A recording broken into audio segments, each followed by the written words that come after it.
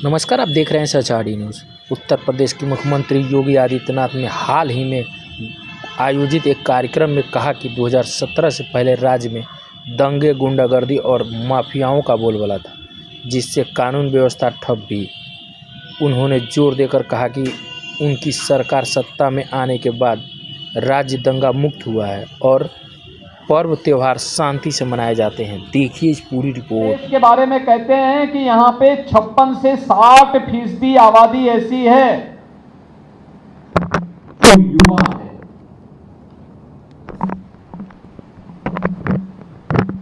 कार्यशील है। ये युवा ऊर्जा अगर सकारात्मक कार्यों के साथ जुड़ जाए तो उत्तर प्रदेश को कहां से कहां पहुंचा दे।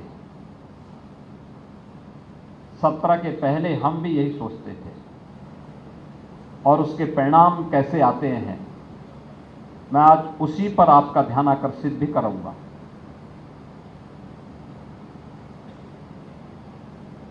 यहां पे 20 वर्ष से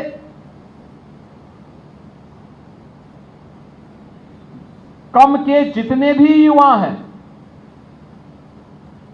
जो फर्स्ट टाइमर वोटर होंगे, वे सभी इस बात को नहीं जानते होंगे कि 2017 के पहले, 2016 के पहले उत्तर प्रदेश में क्या कुछ होता था, क्योंकि तब उनका मन अबोध था।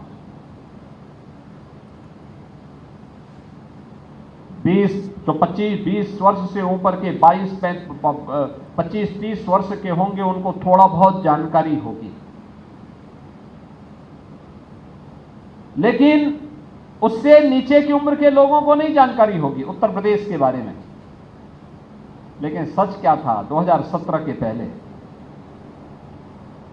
उत्तर प्रदेश में व्यापक दंगे होते थे, हर तीसरे दिन दंगा होता था।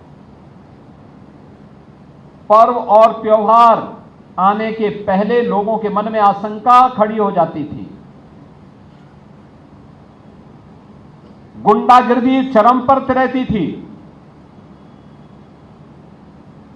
केवल गोरखपुर ही नहीं, उत्तर प्रदेश के किसी भी जनपद में जाओ, माफिया की समानांतर सरकार चलती थी।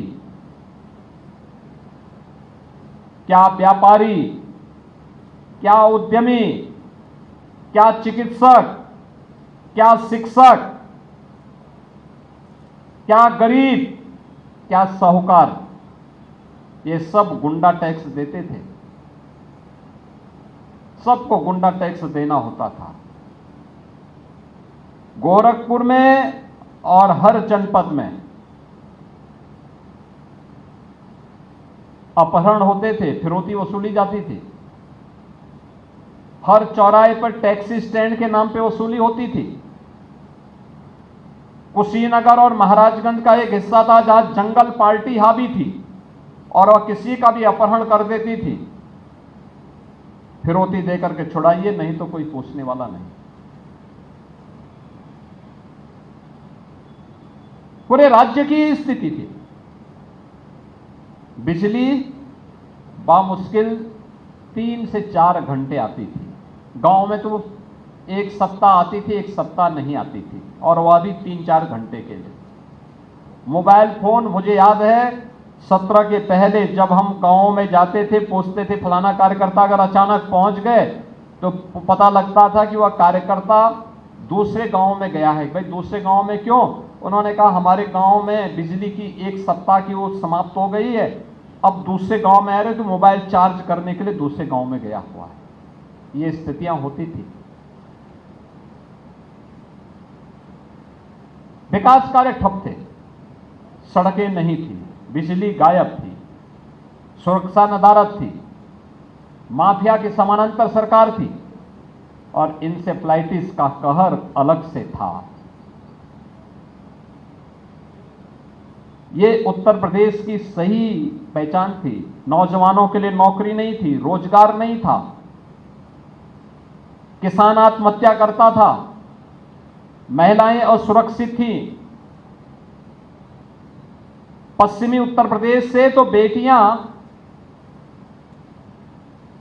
पढ़ने के लिए या तो दूर के रिश्तेदार में जाती थी या फिर हॉस्टल में, अगर माँ बाप के पास क्षमता है तो हॉस्टल में भेजते थे, अन्यथा घर में बैठी रह जाती थी। उस बेटी पढ़ नहीं पाती थी।